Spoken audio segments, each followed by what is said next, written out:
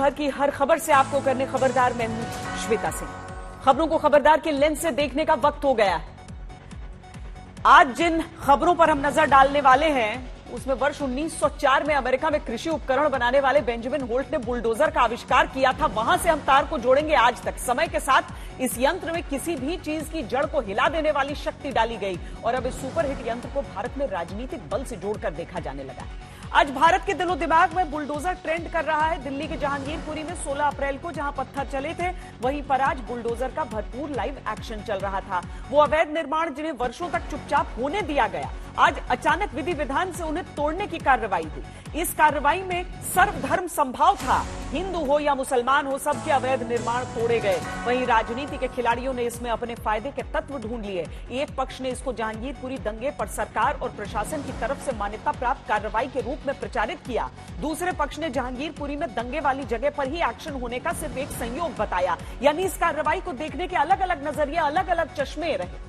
लेकिन खबरदार में हम आपको इसकी पूरी पिक्चर दिखाएंगे। जहांगीरपुरी की गलियों से आज की खबरदार रिपोर्ट आपको जरूर देखनी चाहिए। इसके बाद आपको जहांगीरपुरी से सीधे यूक्रेन ले चलेंगे, जहां रूस के सैन्य अभियान का बुलडोजर चल रहा है और यूक्रेन उसे लगातार रोकने की कोशिश कर रहा है। एक तरफ रूस ने अपने हमलों की मारक शक्ति बढ़ाई है और अपना पूरा फोकस डोनबास क्षेत्र पर कर लिया है ताकि यूक्रेन के टुकड़े किए जा सकें। दूसरी तरफ यूक्रेन के मन की MiG-29 वाली मुराद पूरी हो गई है। नेटो सदस्यों की तरफ से उसे लड़ाकू विमान मिले हैं और हथियारों की मदद दिए जाने की पुष्टि अमेरिकी रक्षा विभाग पेंटागन ने की है।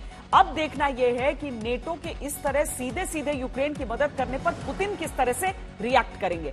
क्या रूस इसका जवाब किसी बड़े हमले के जरिए देगा? क्योंकि ज़ेलेंस्की तो पहले से ही आशंका जता चुके हैं कि पुतिन किसी भी वक्त दुनिया को तीसरे विश्व युद्ध की खाई में धकेल सकते हैं। कुल मिलाकर इतना समझ लीजिए कि युद्ध की आंच अब पहले से बहुत तेज हो रही है। इसीलिए इसका विश्लेषण ध्यान से देखिएगा।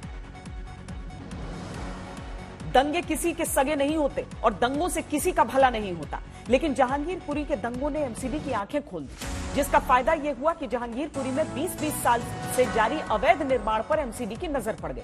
इसके बाद एमसीडी ने तय किया कि जहांगीरपुरी में अवैध निर्माण पर बुलडोजर चलाया जाएगा और फिर आज सुबह एमसीडी के 9 बुलडोजर जहांगीरपुरी में उसी इलाके के अंदर पहुंच गए जहां 16 अप्रैल को रामनवमी के साथ ही हनुमान जयंती पर जब उस जुलूस पर पत्थरबाजी हुई थी, दंगे भड़ गए। इसके बाद एमसीडी के बुलडोजरों ने अवैध निर्माण गिराने शुरू किए और 3 घंटे में करीब 12 अवैध दुकानों और मकानों को ध्वस्त कर दिया। एमसीडी के बुलडोजर सुप्रीम कोर्ट का आदेश आने के बाद भी करीब 1.25 घंटे तक चलते रहे। जहांगीरपुरी में एमसीडी के बुलडोजरों ने जिस तत्परता के साथ अवैध निर्माण के खिलाफ कार्रवाई की, वैसी मिसाल नजदीकी इतिहास में देखने को नहीं मिलती। जहांगीरपुरी में दंगे वाली साइट पर एमसीडी के बुलडोजर्स का एक्शन आज तक ने लाइव रिकॉर्ड किया है, जिसके हाइलाइट्स अब हम आपको दिखाते हैं।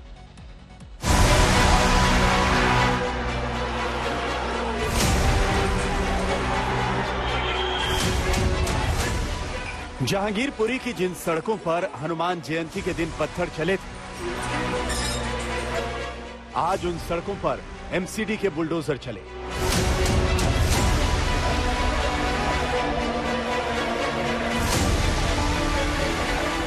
जहांगीरपुरी में रामनवमी के दिन दंगों के हॉटस्पॉट बने कुशल चौक को सुबह सवेरे ही दिल्ली पुलिस के 400 जवानों ने घेर लिया।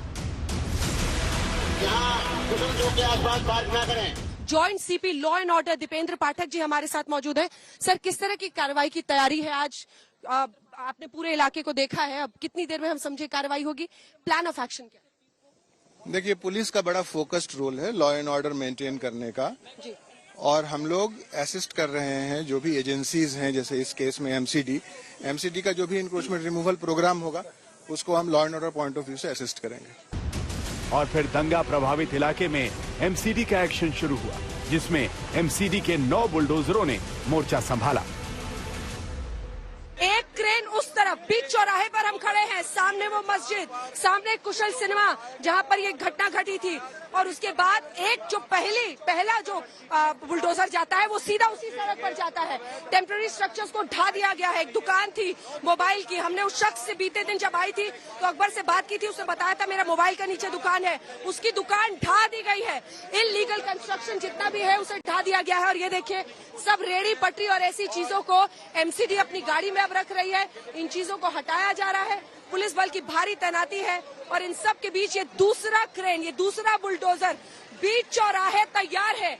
ये दूसरा बुलडोजर बीच चौराहे तैयार है। शुरुआत सड़क किनारे पड़े सामान और कूड़े के ढेर साफ करने से हुई। पहले छोटी छोटी गुमटियों पर बुलडोजरों ने अपनी ताकत दिखानी शुरू की। ये बुलडोजर यहाँ पर भी चलता हुआ, ऐसे ही 2 बुलडोजर आ चुके हैं और दोनों आमने सामने दोनों ही गलियों पर। एक बार जरा कैमरे से दिखा दीजिए, ये देखिए, ये दिल्ली फ्रूट जूस कॉर्नर पर ये हो रहा है अवैध निर्माण।